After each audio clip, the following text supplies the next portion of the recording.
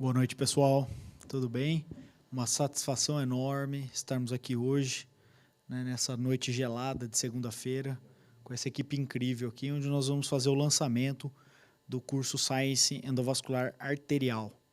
Foi uma inovação que nós fizemos, né, convidando duas equipes para participar junto com o time Science, né, a equipe Brasil, do Rui, do Furu e do Achu, a equipe do Dr. Jorge Amorim, do André Fonseca e do Marcos Barros, do Samaritano Paulista, e nós nos juntamos e criamos um programa aí que ficou muito bacana.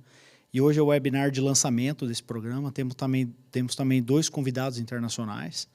E vamos começar esse webinar com um caso clínico, né, uma catástrofe vascular, e temos aqui na mesa de discussão o professor Walter Campos, Dr. Daniel Achu, Dr. Manuel Lobato, e vamos convidar agora o Dr. André Fonseca para iniciar. Obrigado, viu, André? Obrigado, prazer estar aqui. Vamos começar aqui apresentando um caso. Fui convidado a participar desse caso e foi bem interessante todo o ocorrido e vai valer vários aprendizados aí durante a apresentação que vocês vão ver aí, junto com o que eu aprendi também na ocasião.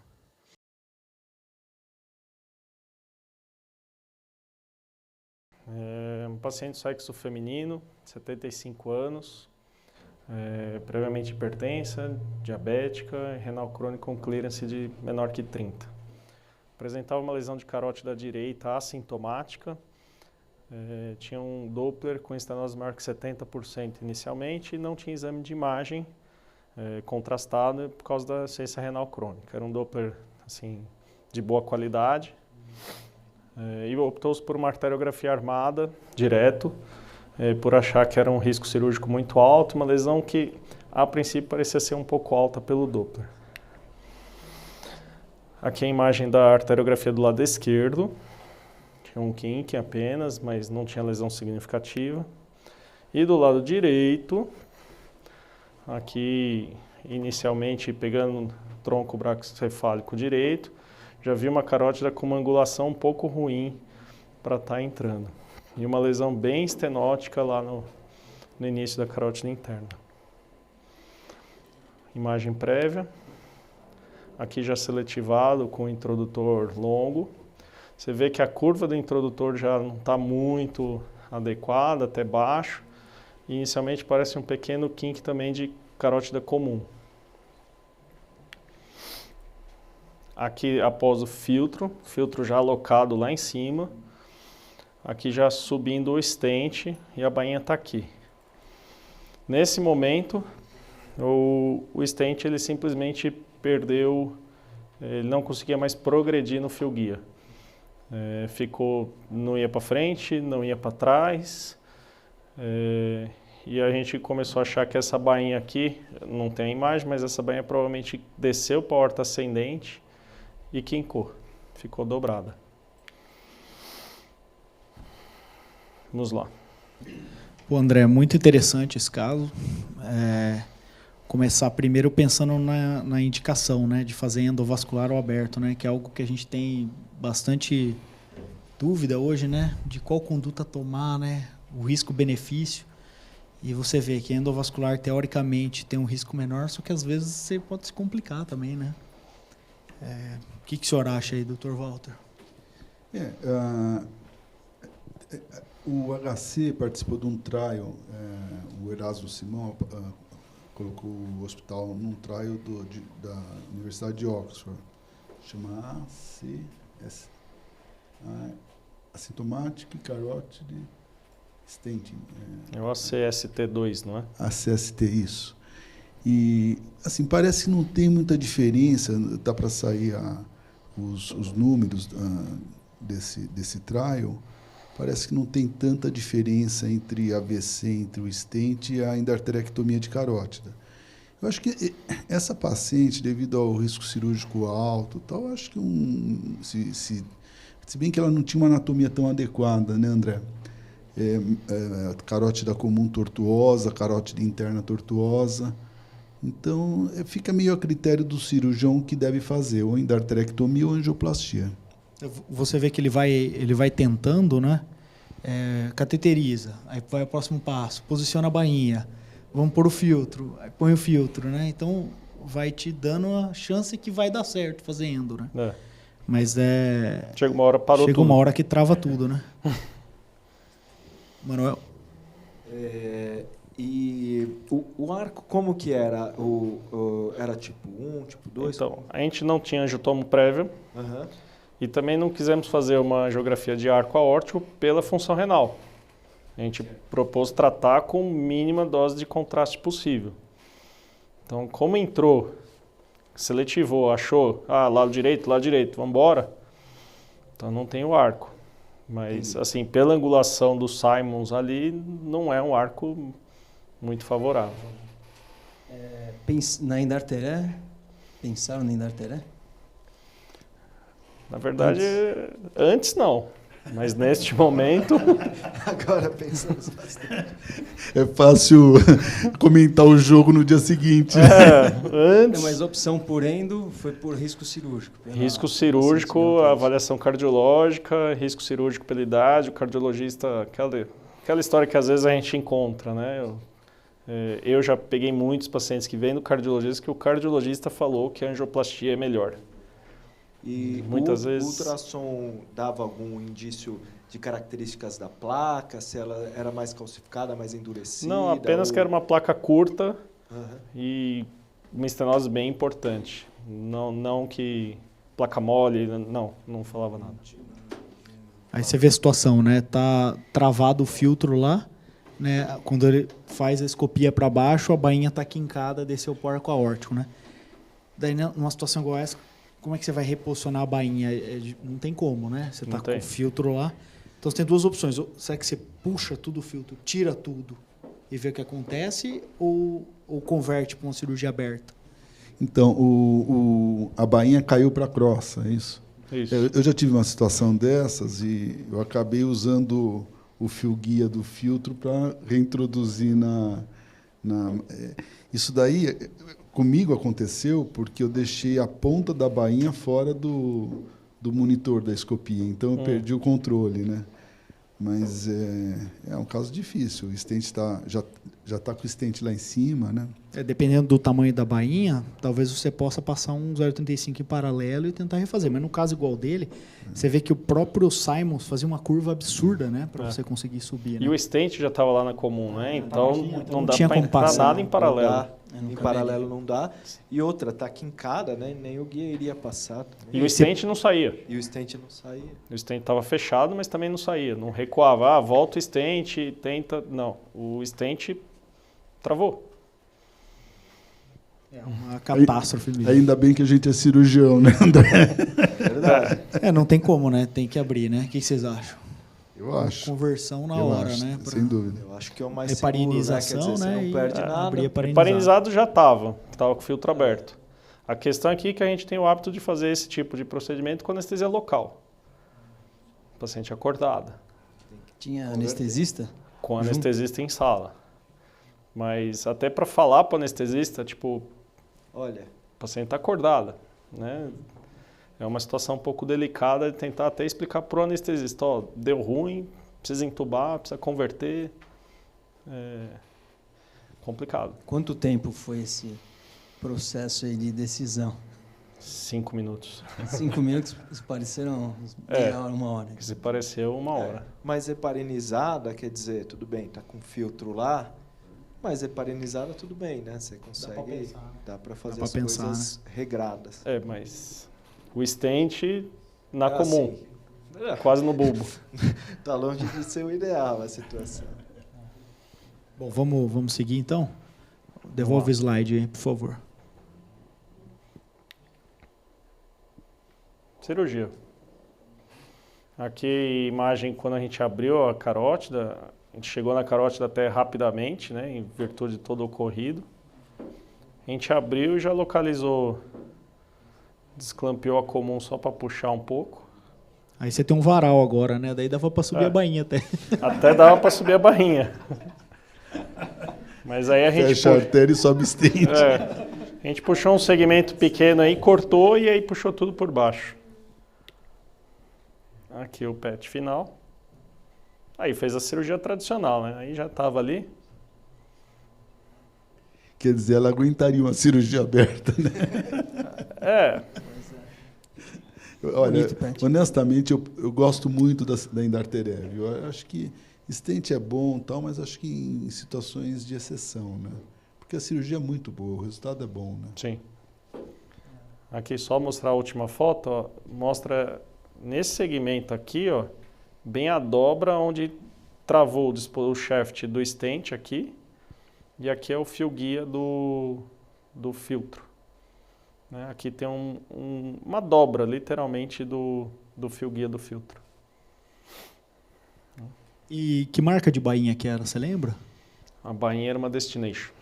Destination, É a né? Aramada, essa daí? Ela é, mas talvez se fosse da Cook, talvez tinha suportado um pouquinho melhor, você não acha? Provavelmente.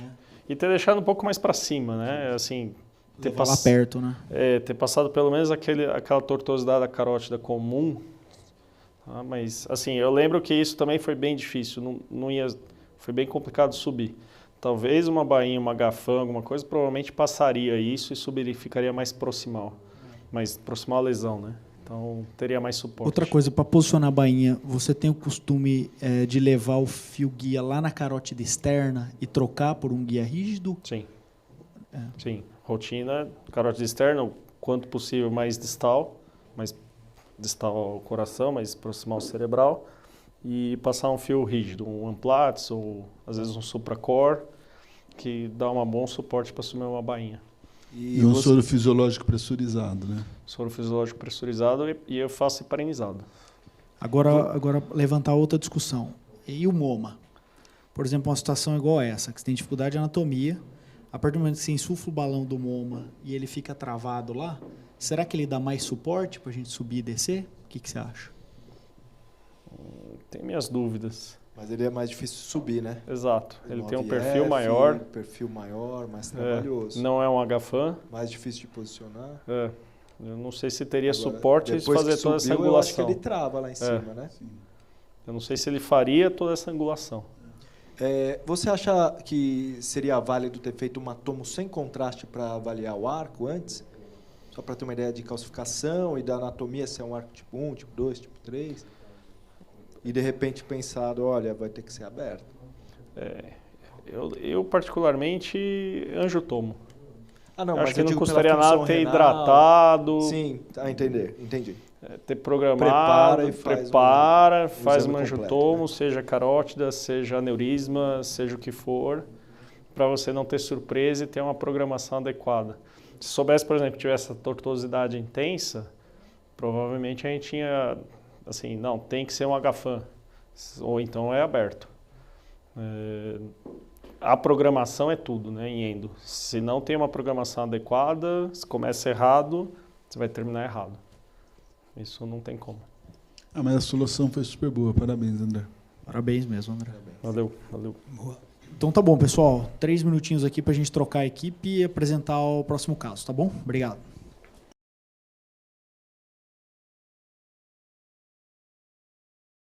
Boa noite, pessoal.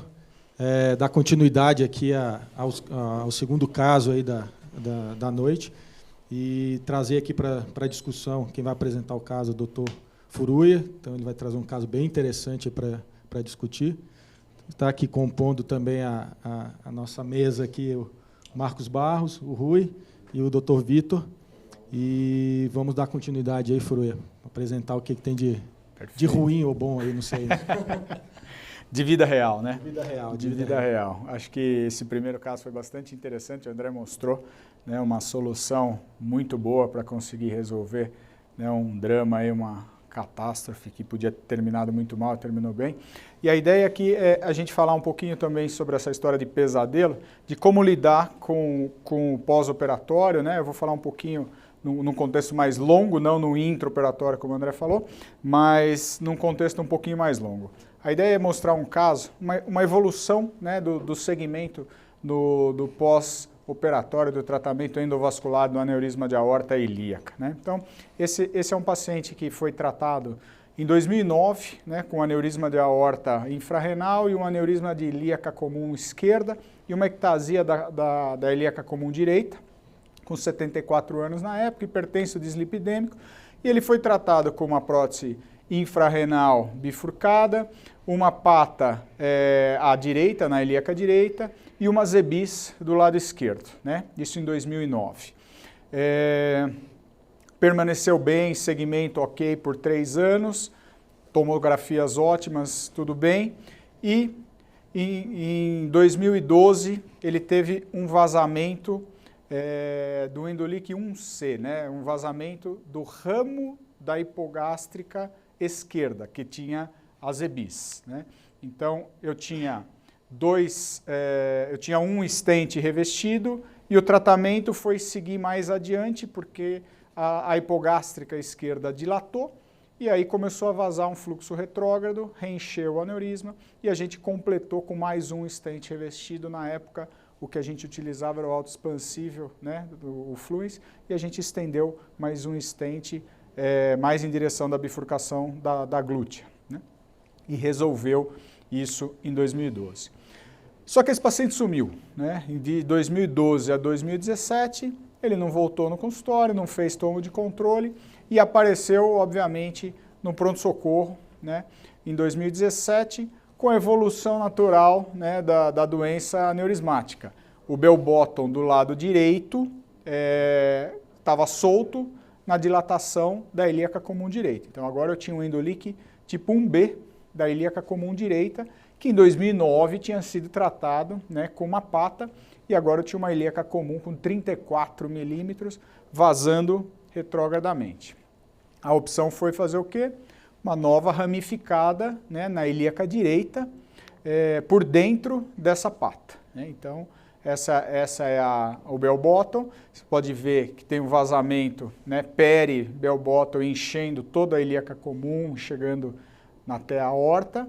E a gente colocou mais uma endoprótese ramificada para preservar a hipogástrica direita e agora fez, já, né, com 5, 6 anos depois, já fez a utilização do balão expansível recoberto, né, que é a nossa preferência hoje, terminando, né, checando o lado esquerdo que estava bom, checando o lado direito pós a ramificada que selou bem na hipogástrica e na externa ficou bom e a parte proximal também estava bom, né?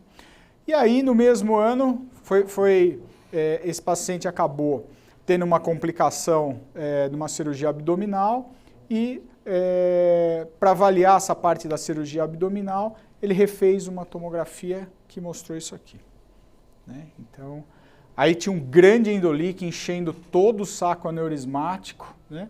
E que com esse tanto de contraste aí a gente não sabia nem de onde estava vindo, se era só da desconexão, se era da parte proximal, se era da parte distal. Quer dizer, a gente tinha tanto vazamento, um endolique tão gigantesco, que a gente não sabia exatamente da onde era. Aí uma vez que a gente olhou melhor as imagens, falou, bom, por algum motivo, de alguns meses, né, pós a Zebis, do lado direito, ele teve uma desconexão dos 2 ramos ilíacos em relação à prótese bifurcada. E agora? E agora, né? Então, acho que a dúvida, acho que é isso que eu ia perguntar aqui também para o pessoal, assim, porque em poucos meses a prótese desconectou. Remodelar a aorta tão rápido assim, será que já não tinha alguma coisa antes, talvez passou batido, a prótese já estava remodelada e estava no limitezinho, talvez, né? Não sei, o que você acha aí, Marcos, Rui, Vitor, o que pode ter acontecido tão rapidamente assim? Não, realmente, remodelar a aorta assim, em pouco tempo é muito difícil mesmo. Uma infecção, alguma coisa assim pode acontecer, mas a chance é de já ter algum vazamento, provavelmente Endolique 1A, essa prótese escorregou para dentro aí e aí começou a vazar. Esse paciente, pelo jeito, é um paciente com doença aneurismática importante, ele dilata muito rápido. Deve ter acontecido aí a mesma coisa que aconteceu na ilíaca direita, no bell bottom. Começou a dilatar e o bell bottom ficou para dentro. A mesma coisa aconteceu aí no colo proximal, acho que é isso. Acho que uma coisa boa de discutir é se valeria a pena talvez no primeiro tempo já ter feito a zebis bilateral nesses casos mais dilatados. Eu sei que isso foi há bastante tempo atrás. 2009, né? Hoje em dia a gente costuma. Acho que foi a primeira Essa foi a primeira zebis que a gente fez, acho. Foi em 2009. Acho que provavelmente essa desconexão agora desse tipo, desconectar tudo, provavelmente ele devia ter um endolique tipo 1A que estava vazando pelo 1B da ilíaca. A hora que a gente tampou o 1B, aí pressurizou esse saco aneurismático e aí causou essa desconexão da prótese, né? Você vê que a prótese lá em cima ela já está a escorrer. É que teria que ver os cortes axiais, mas provavelmente ela já escorregou da renal, né? Já deve ter alguma coisa de 1A que agora acho que... Isso acontece muito. Às vezes a gente vai tratar um endolique e, na verdade, a gente só trata, às vezes, a saída do endolique e não trata a entrada. Então, um outro caso semelhante que a gente teve era um paciente que parecia que era um endolique tipo 2, você não conseguia visualizar um endolique tipo 1A. A gente tratou o endolique tipo 2, achando que o paciente finalmente ia melhorar, e, na verdade, isso só fez o aneurisma crescer e pressurizar, porque a gente fechou a saída. Né? E, às vezes, o endolique tipo 1A, a gente está vendo alguns casos que você não consegue ver na tomografia o contraste dentro do saco. Você vê a prótese não aderida à parede da aorta, na verdade, é a pressurização do próprio trombo. A gente está vendo isso já com uns 2 ou 3 casos que a gente está vendo isso aí. Você não vê você acha que não tem um A, porque não tem vazamento de contraste, mas você vê que a prótese não está colada e tem um trombo ali que está transmitindo a pressão. E às vezes você vê a mesentérica inferior pérvia ou alguma lombar pérvia, não vê contraste dentro do saco aneurismático e você fica em dúvida se é um tipo 2 que está pressurizando, como você não vê contraste nem de cima nem de baixo. E esses casos, como o Rui falou, mas a evolução é ruim, o saco aneurismático continua crescendo, né? A gente teve um caso que a gente embolizou hipogástrica via ilíaca interna com ramo lombar, embolizou, chegou lá com microcatéter no nicho, controle 6 meses depois, aumentando o saco aneurismático.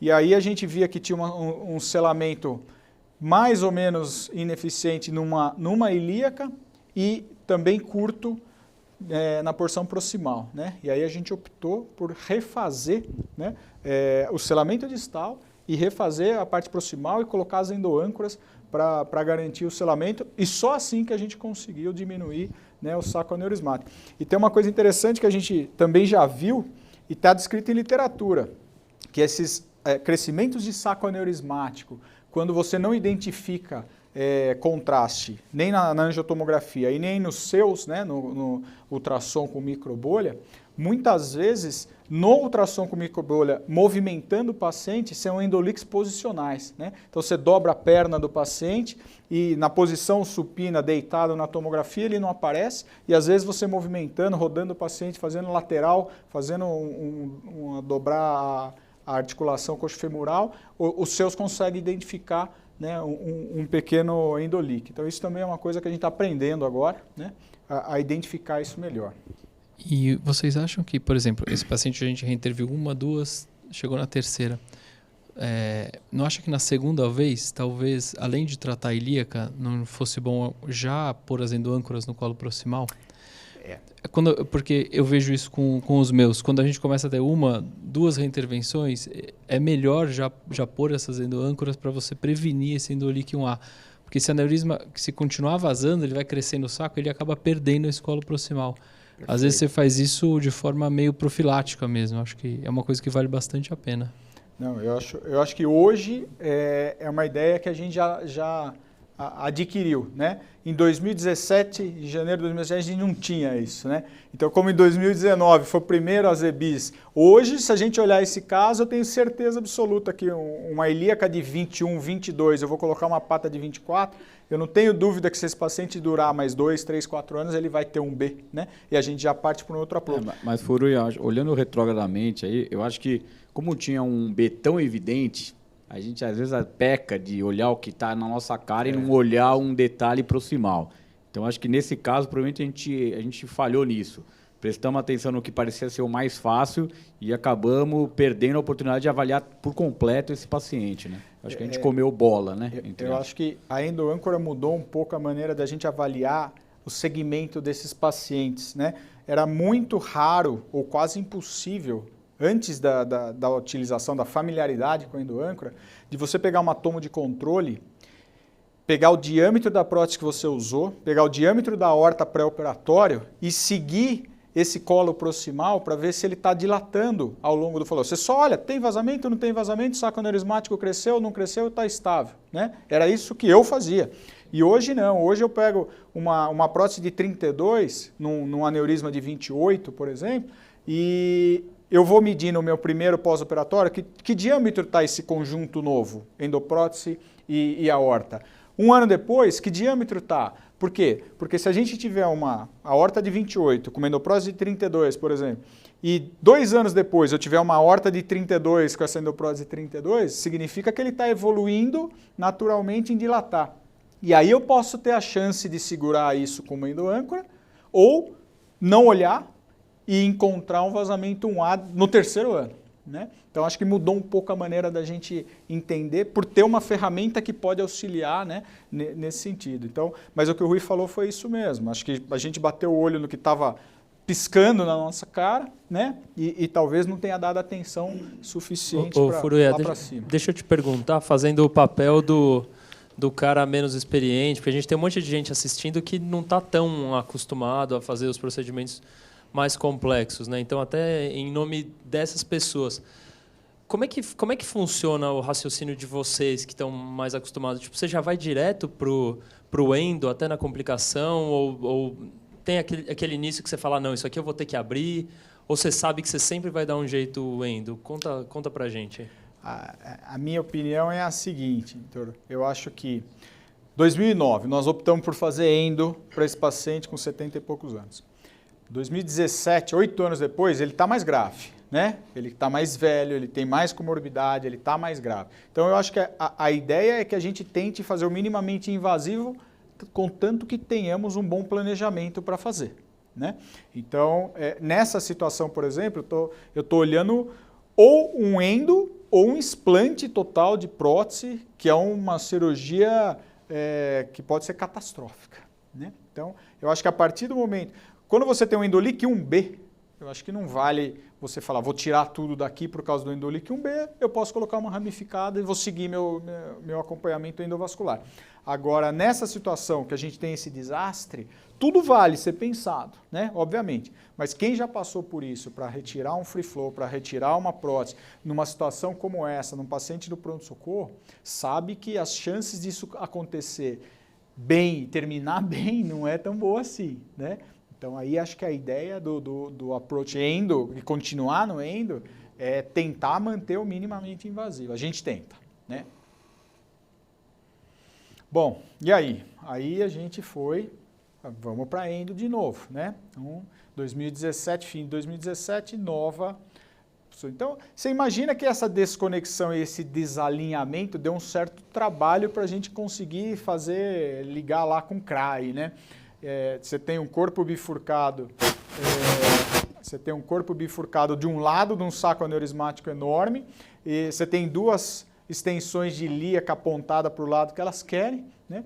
E a gente tem que fazer isso chegar lá de novo. Então, a opção que a gente usou aí, que nos ajudou demais, foi o laço, né? Guiado num fio guia, né? Então, esse laço é um laço da Cook, né?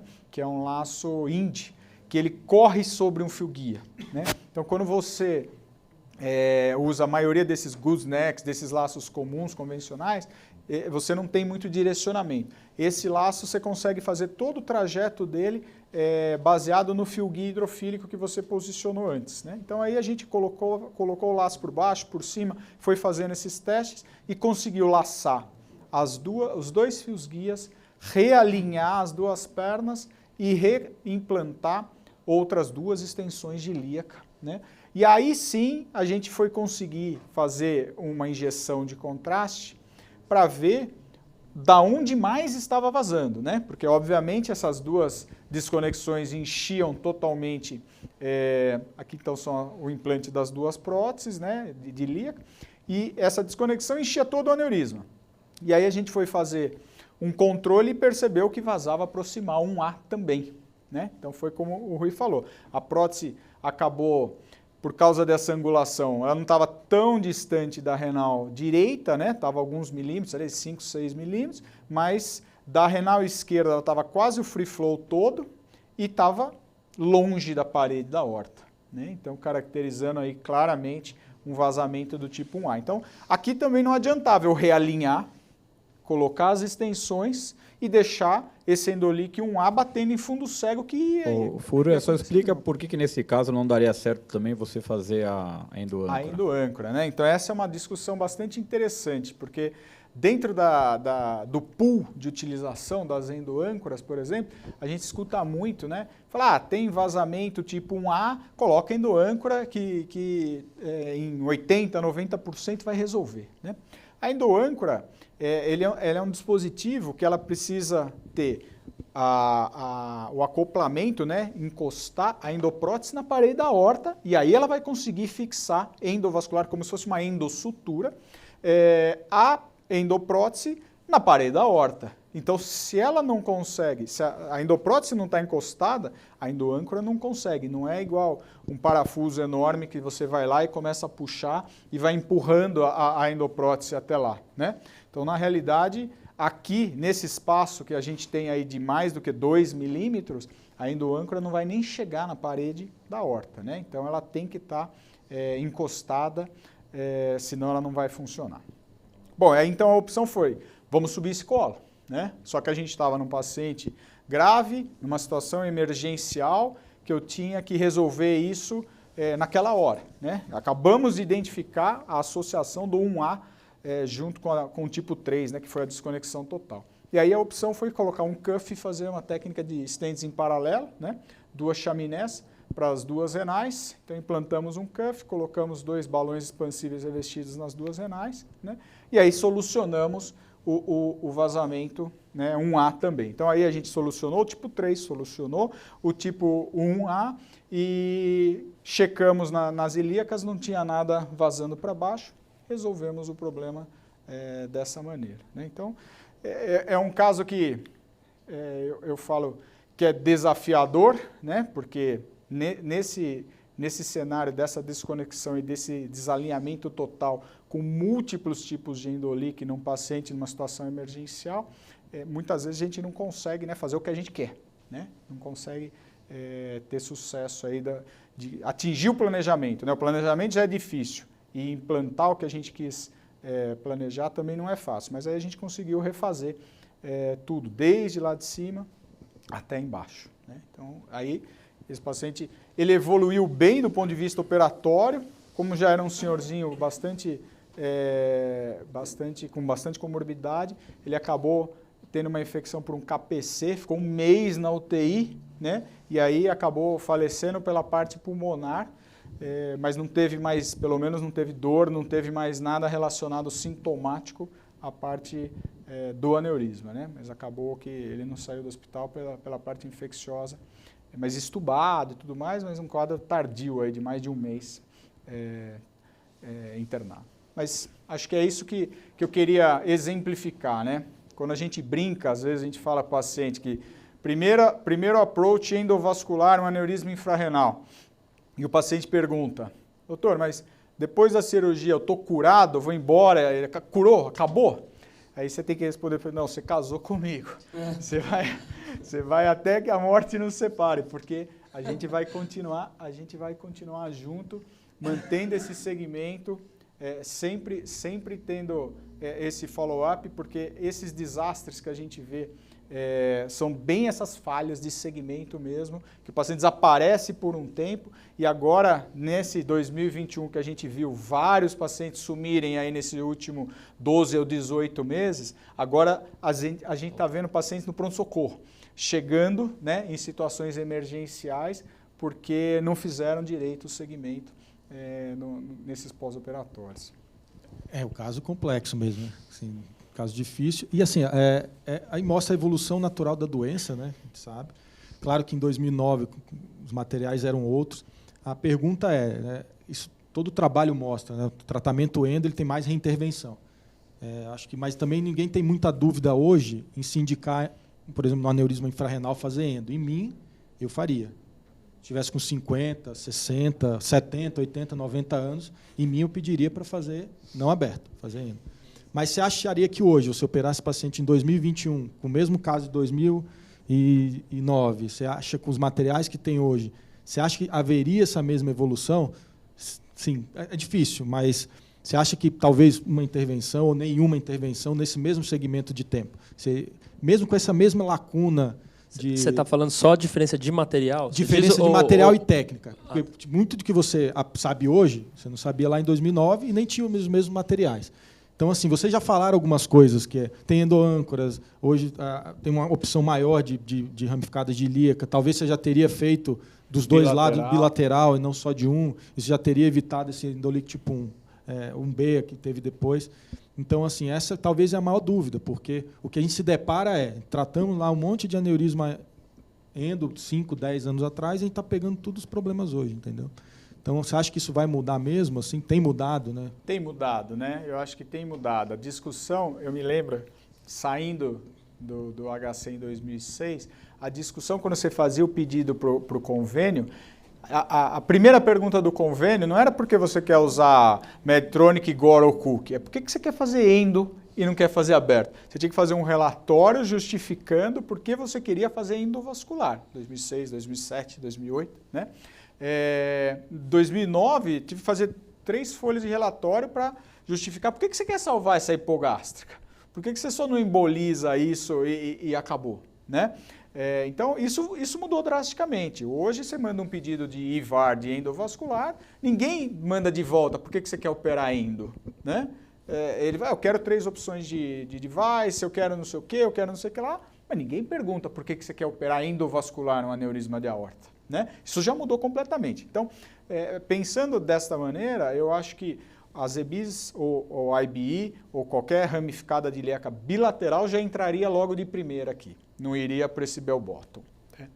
O colo proximal não era bom desde o começo também, a prótese já ficou numa angulação. Então, talvez, hoje em 2021, num caso eletivo, ele lá atrás, com 74 anos, a primeira vez chegando, talvez hoje a gente já optasse por fazer ou uma fixação melhor ou fazer um colo mais alto já com ramificada ou com fenestrada e já ia mudar um pouco, porque isso é evolução da indústria, evolução dos devices, evolução da equipe, né? A gente vai ficando mais confortável também. Então, acho que é perfeito. Essa ideia é essa, é bem o que a gente pensa, né? Uma vez que você começa a dar uns passos para frente, em 2009, a gente pensava de um jeito, a disponibilidade de material, como eu mostrei, era um influence. Influence é um stent hoje que a gente praticamente não usa mais, né, como ramo. A gente tem coisas muito melhores, né? Ele é muito rígido, bainha de perfil alto, né? Então, hoje a gente tem coisas melhores. Mudou, né? Mudou o pensamento, mudou a mão, né, da equipe, mudou o material, o device, e mudou para melhor, ainda bem, né? Eu acho que um negócio legal para destacar nesse caso também, a gente é uma equipe que faz muito fenestrada e ramificada. Só que assim, nesse caso, nessa situação de emergência, a gente optou por uma técnica de chaminé. Então a gente nunca pode dispensar uma técnica, falar, não, eu só faço chaminé ou eu só faço fenestrada. A gente tem que saber usar todas as técnicas em certas situações. Neste caso, por exemplo, não dava tempo da gente fenestrar uma prótese. Então, a técnica de chaminé foi muito bem implantada aí. Não é a nossa técnica preferencial, não é a nossa primeira opção, mas nessa situação foi o que salvou o paciente, né? Bem lembrado. E acho que até dois stents em paralelo, a gente tem até uma certa segurança que pode funcionar se você tiver a telescopagem adequada, montar isso direitinho, né? Quando você passa para 3 ou para 4, aí acho que nem a literatura dá suporte para você fazer isso. Furi, eu acho que vale comentar uma opção que a gente tem para realinhar essas próteses que caem para dentro do aneurisma. Essa não porque o free flow acabou ficando ali, mas é a endoprótese altura que você entra, é uma endoprótese diferente, que são como se fossem 2 canos de espingarda, e você entra, acaba facilitando muito para você diferenciar a altura das renais. E conseguir realinhar a prótese também, fica mais fácil do que você pôr extensão e às vezes um cuff ou uma nova endoprótese bifurcada para cima, acaba facilitando um pouco também. Acho que é uma técnica boa para realinhamento de prótese quando essas próteses desabam para dentro do aneurisma mesmo. Eu particularmente não tenho experiência com a altura. Eu sempre penso, quando eu faço um planejamento, no plano B e no plano C.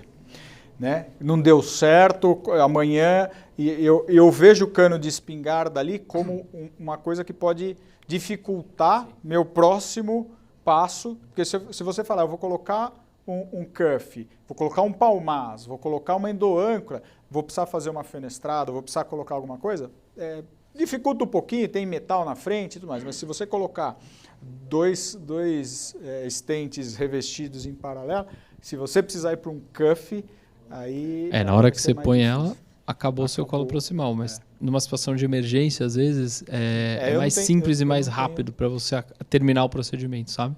E tira o paciente, às vezes é o que dá. Muito bom.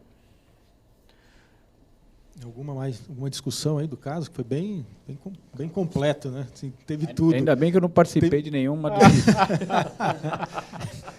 Eu só entrei a hora que resolveu mesmo. Foi a hora que eu entrei. Na chaminé, né? Teve de tudo. Então, pessoal, muito legal o caso que o Furi apresentou. Com certeza tem muito mais coisa que dá para a gente aproveitar, discutir, até um pouco o intuito da live aqui, do lançamento de hoje, e do próprio curso que a gente está lançando. Então, também pensando nisso que eu queria chamar aqui o Arthur Curtarelli, que ele vai fazer a apresentação completa do curso, das vantagens que quem está assistindo aqui agora vai ter no nosso curso, tudo que vai poder aproveitar, não só durante os acessos, mas também o contato com o grupo aí dos professores, com gente gabaritada, com bastante experiência. Então, chamar o Arthur aí para apresentar.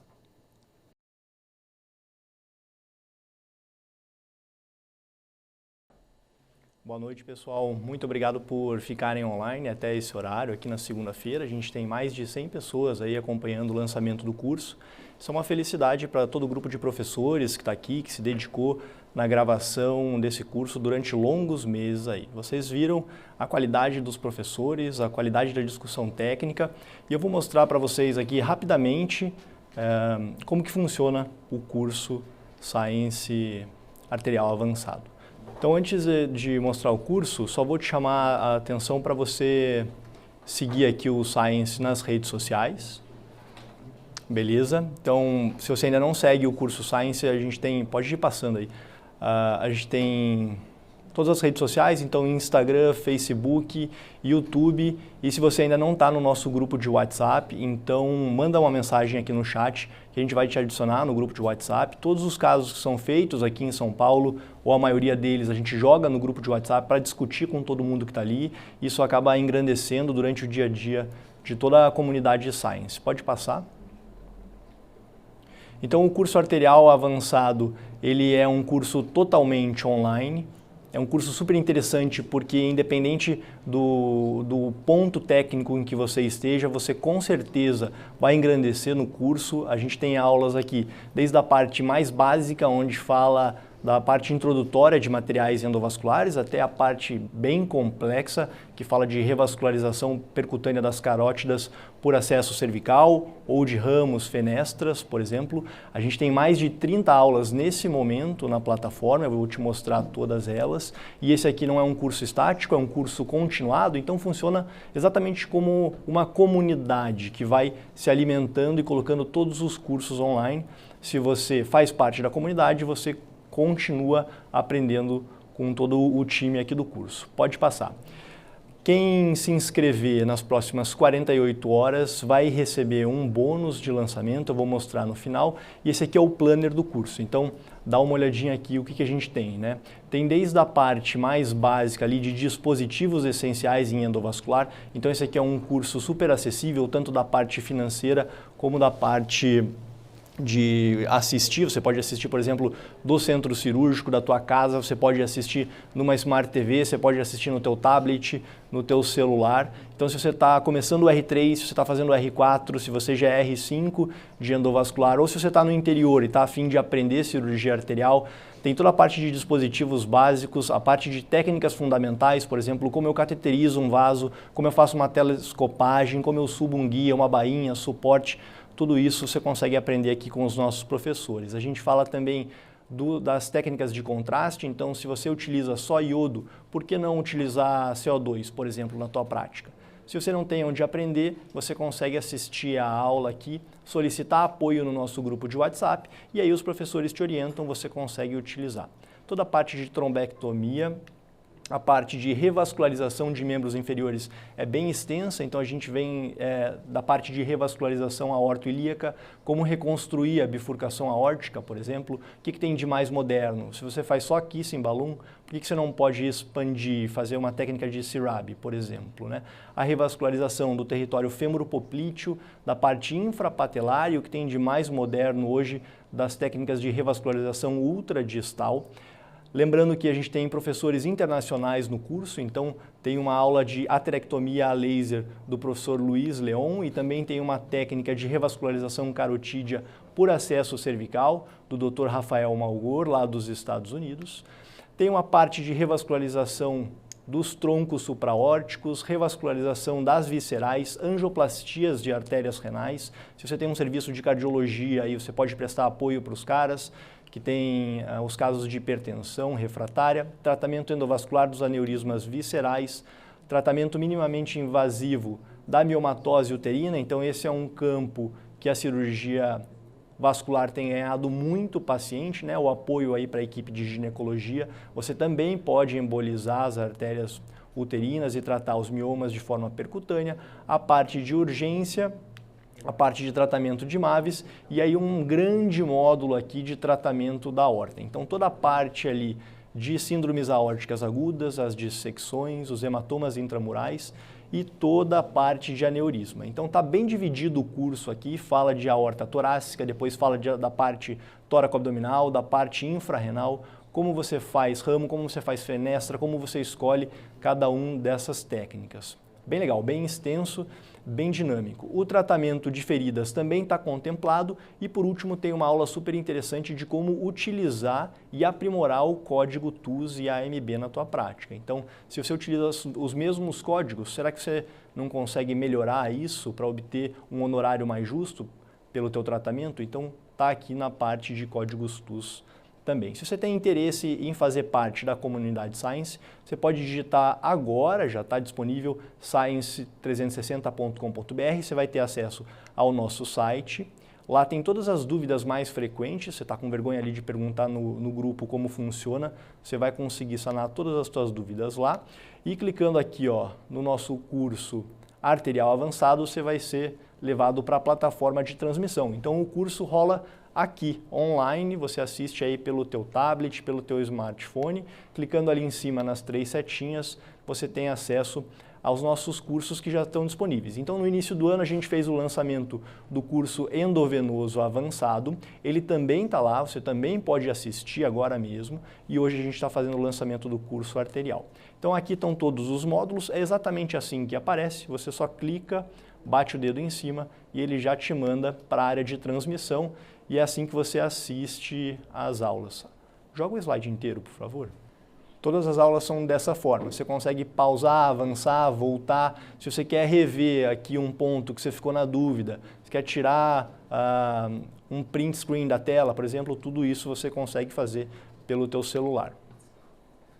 Para fazer a inscrição, então você coloca lá www.science360.com.br e pelas próximas 48 horas, utilizando o cupom SCIENCE21, você consegue um desconto aí de 35% no lançamento. É a única vez que o grupo vai fazer isso, não vai acontecer de novo, e olha como fica acessível ali, né? Fica R$ 2.340, você consegue parcelar no teu cartão, pagar à vista, e aí por menos de R$ 250 você passa a fazer parte da comunidade Science, consegue aprender com os caras que mais fazem os casos arteriais no Brasil, com quem tem não só o know-how, mas tem também a vivência da prática, a dificuldade, coisas que você não encontra no livro, você vai encontrar aqui no nosso curso.